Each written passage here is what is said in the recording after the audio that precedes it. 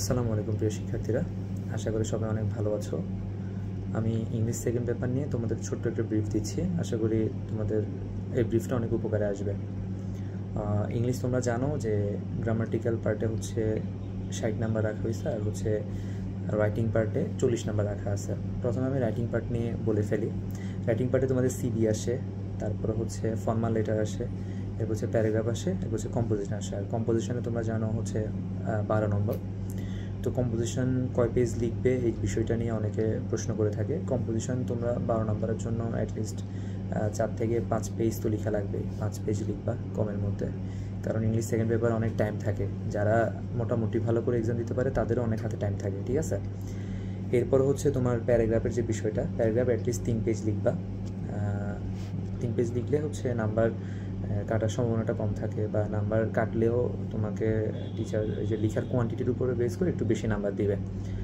এরপরে হচ্ছে আসি অ্যাপ্লিকেশন হচ্ছে তুমি বাম পাশের পেজ থেকে ডান পাশের পেজে যেতে পারবা, বাট হচ্ছে পেজ উল্টাতে পারবা না। এই জিনিসটা আমরা মাথায় রাখবো।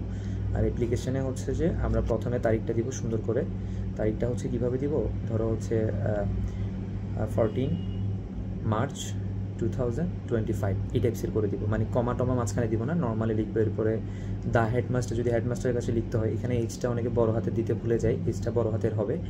এরপরে হচ্ছে নিচে দিয়ে স্কুলের নামের পরে ঠিকানাটা স্কুলের নিচে লিখলে ভালো হয়। অনেকে সাবজেক্ট হচ্ছে SUB সংক্ষেপে লিখে। আমি সাজেস্ট করবো তোমরা সাবজেক্ট পুরোটা লিখবা, মানে পুরো সাবজেক্ট লিখবা, ওয়ার্ডটা লিখবা। হ্যাঁ, এরপরে শুরু করবা। 1.5 পেজ থেকে একটু এক্সট্রা লিখলে ভালো হয়, সুন্দর দেখায় এটা অ্যাপ্লিকেশনটা। এরপর হচ্ছে সিবিটার বিষয়ে আসি। সিবিটাতে যে জিনিসটা লক্ষ্য রাখতে হবে, সিবিতে হচ্ছে এই যে পোস্টের কথা বলা হচ্ছে, ওইটা কি BBMBA সম্পর্কিত, না BSc MSc সম্পর্কিত, না BAMA সম্পর্কিত, এই বিষয়গুলো আমরা মাথায় রাখবো। এবং আমার সাজেশনে তোমরা দেখবা, পেজের সাজেশনের মধ্যে এই বিষয়গুলো স্পষ্ট করে দেওয়া আছে। আর চিটাং বোর্ডে এবার হচ্ছে তোমার BSc MSc জাতীয় কোনো একটা কিছু থেকে আসার সম্ভাবনা খুবই বেশি। আর অ্যাপ্লিকেশনে আরেকটা বিষয় আমি বলতে ভুলে গেছি, সেটা হচ্ছে অ্যাপ্লিকেশনে তোমরা যে জিনিসটা খেয়াল করবা, কোনো নাম দেওয়া আছে কিনা, স্কুলের নাম দেওয়া আছে কিনা, এই বিষয়গুলো মাথায় রাখতে হবে অ্যাপ্লিকেশনে। এই হচ্ছে বিষয় রাইটিং পার্টটা। এবার আসে হচ্ছে যে গ্রামাটিক্যাল পার্ট কী করবা। গ্রামাটিক্যাল পার্ট তো তোমরা 2 বছরে নিশ্চয়ই অনেক প্র্যাকটিস করেছো, এবং যথেষ্ট এটার উপর তোমাদের কম্পিটেন্সি হয়েছে, এনশিওর করছো তোমরা।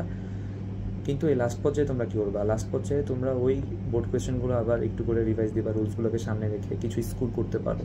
হ্যাঁ, স্কুল যদি কিছু বাকি থাকে ওগুলো একটু করে দেখতে পারো, মানে প্র্যাকটিসের অংশ হিসাবে। গ্রামাটিক্যাল পার্ট তো আসলে খুব কমন পড়ার আমরা ওরকম কোনো আশা করতে পারি না সাধারণত, কেন বা এটা করাও ঠিক না।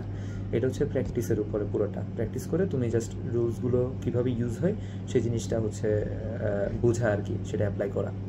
তো এখানে যে জিনিসটা মাথায় রাখতে হবে সেটা হচ্ছে, কোনো একটা কোয়েশ্চেনের অ্যান্সার তুমি যখন পারলা না, হ্যাঁ, B বা C বা D এরকম কিছু একটা পারলা না, তো না পারলে ওইটা ফাঁকা রেখে পরেরটাতে চলে যাবা, অর্থাৎ ওইটা নিয়ে অনেকক্ষণ সময় ব্যয় করার কোনো প্রয়োজন নেই।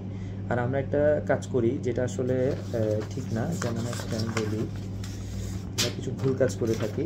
যেমন হচ্ছে যে আমরা ABCDEF পর্যন্ত এ পাশে লিখে, এরপর হচ্ছে যে এই পাশে আবার ABCD পর্যন্ত লিখি, FGHIJK মানে IJ পর্যন্ত হচ্ছে যে এই পাশে লিখি, অর্থাৎ 2 পাশে 2টা কলাম করে আমরা অ্যান্সারগুলো লিখি। এই ধরনের কাজ করা যাবে না। আমরা অ্যান্সারগুলো কোয়েশ্চেন নাম লিখে এরপর হচ্ছে যে ABCDEF এরকম করে, মানে একটা কলামে করে আমরা অ্যান্সারগুলো লিখব, যাতে করে কখনো যদি চেঞ্জ করা লাগে, কোনো অ্যান্সার কেটে লেখা লাগে, পাশে লিখতে পারবো। হ্যাঁ, এবং হচ্ছে যে এখানে কনজাস্টেড হবে না লেখাগুলো, এই বিষয়গুলো আমরা মাথায় রাখবো। হ্যাঁ, আর আমরা যেগুলোতে আমাদের কম্পিটেন্সি বেশি, ওগুলো একটু আগে দেওয়ার ট্রাই করতে পারি, তাহলে হচ্ছে যে সময়টাও সেভ হবে এবং মানে পরীক্ষাটা হ্যাজেল লাগবে না। এ হচ্ছে বিষয়। আশা করি সবাই খুব ভালো করে এক্সামটা দিবা, মাথা ঠান্ডা রেখে দিবা। কেউ চাইলে মেমোরাইজিং পার্ট যদি কমন পড়ে আগে লিখে ফেলতে পারো, তাহলে হচ্ছে যে এখান থেকে গোট নাম্বারগুলো তুলে ফেললা, আর হচ্ছে যে পরবর্তীতে গ্রামাটিক্যাল পার্টগুলো টাচ করলা আর কি। ধন্যবাদ সবাইকে, ভালো থাকবা। আসসালামু আলাইকুম।